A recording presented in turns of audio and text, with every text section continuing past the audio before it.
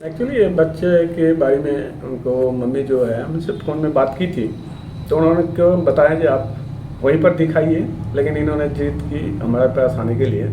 तो हमारे पास जब आई तो हम जो देखें इनका राइट ब्रेन का थोड़ा इन्फ्लेमेशन था और ब्रेन जितनी होना चाहिए नॉर्मल उससे कई थोड़ा ज़्यादा है और उसके चलते उसका बॉडी पूरा फ्लैसिड था और सेंट्रल नर्वस सिस्टम में सारे जो स्पेशल एरिया रहता है जैसे स्पीच सेंटर, विजन सेंटर और कुछ इंटरनल जो सेल रहता है, तो वो सारे चीज़ इन्फ्लेमेशन रहने के कारण ये प्रॉब्लम है।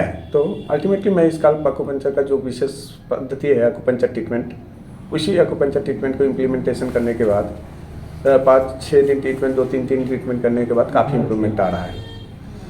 बस बच्चे के पेरेंट्स भी बहुत संतुष्ट हैं और आगे कुछ दिन के लिए बोले रहेंगे और आगे का जो इम्प्रूवमेंट होगा फिर आप लोगों को बताएंगे। अभी कितना इम्प्रूव हुआ है बच्चे में? एक्चुअल जो इम्प्रूवमेंट है वो तो काफ़ी हद तक उन लोग पेरेंट्स समझ पाएगा क्योंकि उन लोगों को अनुभव है। तो जो लेफ्ट हैंड नहीं उठा रहे थे अभी नॉर्मली उठा रहे हैं, गर्दन में थोड़ा स्ट्रेंथन आया है, स्पाइनल में आया है और ब्रेन में काफ़ी हद तक छोटा है और बच्चा अच्छा मूवमेंट कर रहा है। किस पद्धति से आप इसका ट्रीटमेंट कर रहे हैं? Acupuncture treatment.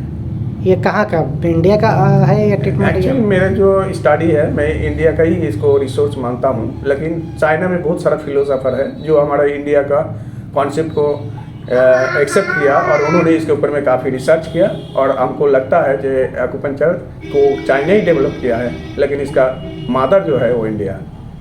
ये मेरा व्यक्तिगत ओपिनियन है। और पता नहीं कि मुझे क्या हुआ कि मैं उनसे जब बात की तभी मैंने इमीडिएटली 1-2 दिन में मैंने फैसला कर लिया कि मैं यहाँ आके ट्रीटमेंट करवाऊँगी। ठीक है, तो फिर जब हम आए सर ने हमारा MRI रिपोर्ट नहीं देखा। सो हाँ, ये एक अच्छी बात ये हुई थी, मेरे हस्बैंड ने भी बात की सर से, तो तब हमने जब सर से बात की सर ने बोला इतना दूर क्यों आ रहे हो आप, घर के पास ही लोकल किसी के पास करवा लो। तो मैं घर के पास ही किसी एक्यूपंक्चरिस्ट को दिखाने गई थी बट उन्होंने सही से डायग्नोज नहीं किया था मेरे बच्चे को। तो मैंने बोला नहीं, मैं ये रिस्क लूँगी कि एक बार जाके एक मेहनत ही जाएगी लेकिन मेरे बच्चे की ज़िंदगी का सवाल है। तो मैं हैदराबाद से पाकुड़ आ गई। फिर उसके बाद जब सर से मिली मैं, सर बस मैंने उनको सिम्टम्स बोले ओके और बस कुछ चीज़ें बोली और उससे ही सर ने डायग्नोज कर लिया कि इसको क्या कंडीशन है। तो फिर इमीडिएटली इसका इलाज स्टार्ट हुआ। तो बेसिकली सर ने ये बताया कि इसके सर में जो है ना पानी भर गया है, इसका सर बड़ा है। तो ये बात हमको एक डॉक्टर ने बोली थी, लेकिन वो भी बहुत वेगली, मतलब बहुत ही ऊपरी तौर से बोली थी, डिटेल में नहीं बोला था। तो जब सर ने ट्रीटमेंट करना स्टार्ट किया तो हमने देखा कि इसका ना जो सर का जो साइज़ है ना वो छोटा हो गया, ठीक है ना, और इसका जो लेफ्ट हैंड है राइट, ये ज़्यादा काम नहीं करता था, ये काम करना स्टार्ट किया और ये ना राइट हैंड साइड पर सर नहीं रखता था, खुद ही से सर रखना स्टार्ट किया और इसकी जो रीढ़ की हड्डी थी ना वो भी स्ट्रेंथन हो गई। तो मतलब ये शायद लोगों के लिए बहुत छोटी चीज़ें होंगी लेकिन हमारे लिए बहुत ही बहुत बड़ी चीज़ है।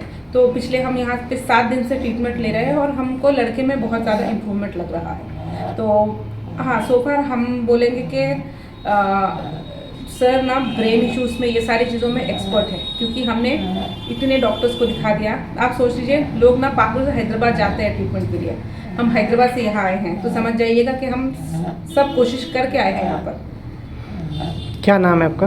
मेरा नाम है तहसीन। बच्चे का क्या नाम? बच्चे का नाम है मीर।